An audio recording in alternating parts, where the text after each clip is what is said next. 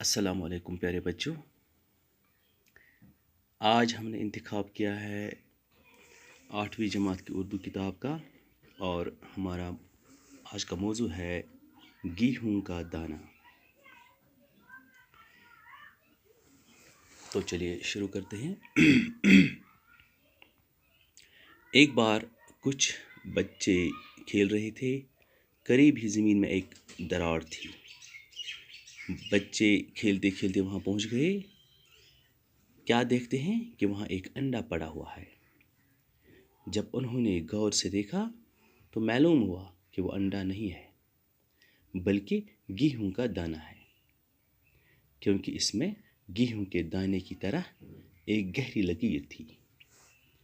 अभी बच्चे बहस कर रहे थे कि एक मुसाफिर वहां पहुंचा। मुसाफिर भी ऐसी अजीब-ओ-गरीब चीज़ देखकर हैरान रह गया। उसने बच्चों को पैसे देकर उसे मोल लिया। मुसाफिर उसे शहर में ले गया। वहां पहुंचकर उसने उसे वहां के राजा के हाथ बेच दिया। राजा ने फौरन अपने अक्लमंद दरबारियों को बुलाया और ये गेहूं नुमा अंडा दिखाकर कहा, बताइए ये क्या है?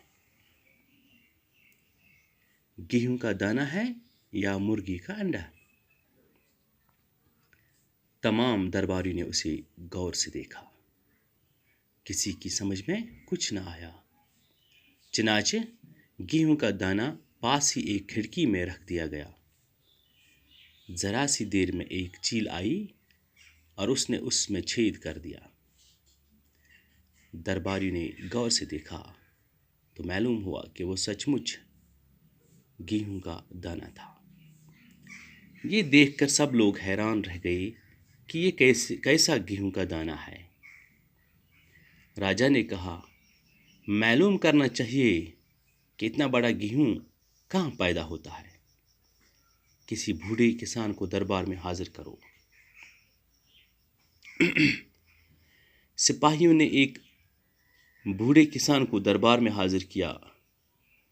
वो 2 लाठियों के सहारे चलता था। उसके बाल सफ़ेद थे।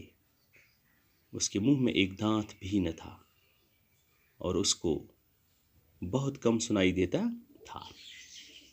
राजा ने गेहूं का दाना उसके हाथ में रखा। बूढ़े ने उसे उलट पलट कर देखा और उंगलियों से छूकर अंदाजा लगाया कि ये क्या चीज है।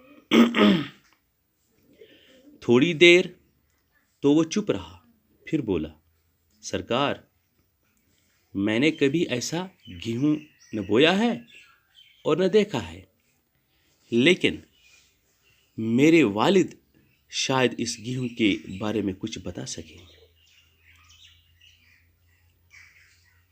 इस पर राजा ने हुक्म दिया कि उस किसान के बाप को दरबार में हाजिर किया जाए। ये किसान बहुत ही बूढ़ा था। वो एक लाठी के सहारे चलता था और उसकी एक आंख अभी काम करती थी। राजा ने गेहूं का दाना उसके हाथ पर रखा और पूछा, बड़े मियाँ, क्या आपने इतना बड़ा गेहूं देखा है? ये बूढ़ा किसान भी कुछ बहरा था, लेकिन अपने लड़के जैसा न था। उसने कहा, सरकार, मैंने आज तक कभी इतना बड़ा गेहूं न बोया है, न देखा है और कभी मोल भी नहीं लिया, क्योंकि हमारे ज़माने में मोल लेने का रिवाज ही न था। हम अपने खेतों में इतना उगाते थे कि मोल लेने का सवाल ही पैदा न होता था।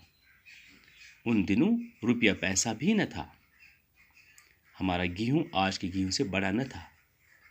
मैंने अपने वालिद की ज़ुबानी इतने बड़े गेहूं का जिक्र तो सुना है। उनके ज़माने में ऐसा गेहूं होता था।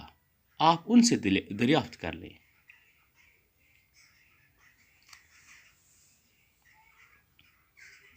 तो प्यारे बच्चों, आज हम यहीं पे इख्तिताम करेंगे।